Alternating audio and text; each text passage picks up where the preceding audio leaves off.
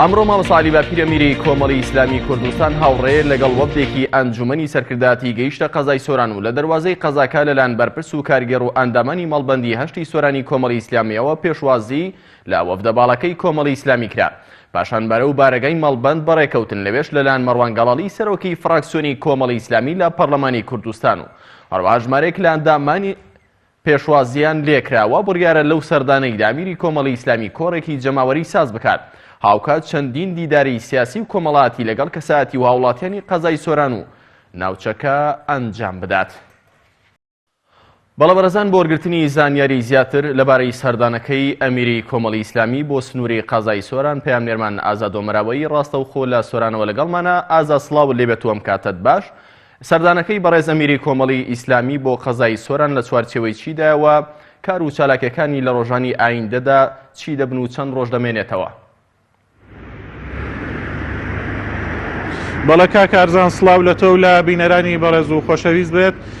دیارە سەردانەکەی جەنابی مامۆستا عەلی باپیر ئەمیری کۆمەڵی ئیسلامی کوردستان لە چوارچەوەی و بەسەرکردنەوانەیدا کەوا بۆ مەڵبەندەکان دەست پێ کردووە. سەر لە بەیانی ئەمڕۆژ سەردانی دەڤەری سۆرانی کردووە لە دەروازەی شارەوە لەلایەن بەرپرس و ئەندامانی مەڵبەندەوە پێشوازی لە جەنابی مامۆستا عەلی باپیر کرا. هەروەها لەلایەن سەرۆکی فراکسیۆنی کۆمەڵی ئیسلامیشەوە پێشوازی لە مامۆستا عەلی باپیر و وەفدی یاوەری کرا.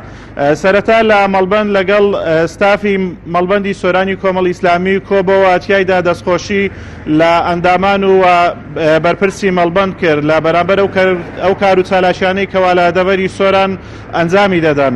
دواتر مامۆستا عەلی باپیر چەند سەردانێکی کۆمەڵایەتی ئەنجام دەدات و لە چوارچێوەی سەردانەکەیدا لە چوارچێوەی ئەو پرۆژەی لێک نزیکبوونەوەی لانە ئیسلامیەکان سەردانی میحوەری بزوتنەوەی ئیسلامی لە سۆران هەروەها سەردانی مەڵبەندی یەکگرتووی ئیسلامی لە قەزای سۆران دەکاتن. هەر لە چوارچێوەی ئەو سەردانەی کەوا مامۆستا عەلی باپیر بۆ سۆران ئەنجامی داوە مەڵبەند کۆڕێکی جەماوەری بۆ مامۆستا عەلی باپیر ساز دەکاتن. هەر لە چوارچێوەی ئەو سەردانەیدا دیارە تەنها ڕۆژێک لە قەزای سۆران ئەمێنێتەوە و کاتژمێر 7 شەو لە ناحیەی خەلیفان کۆڕێکی جەماوەری بۆ مامۆستا عەلی باپیر لە بارەگای ئەنجومەن ساز دەکرێت و تیایدا چەند سەردانێکی کۆمەڵایەتیش لە ناحیەی خەلیفان ئەنجام دەداتن.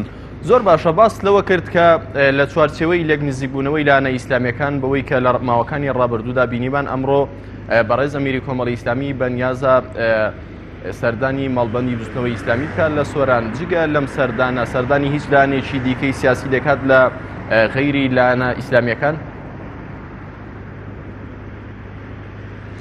نەخێرتەنها وەک ئاماژەم پێدا تەنها سەردانی لایەنە ئیسلامیەکان بزوتنەوەی ئیسلامی و یەکگرتووی ئیسلامی لە قەزای سۆران دەکاتن.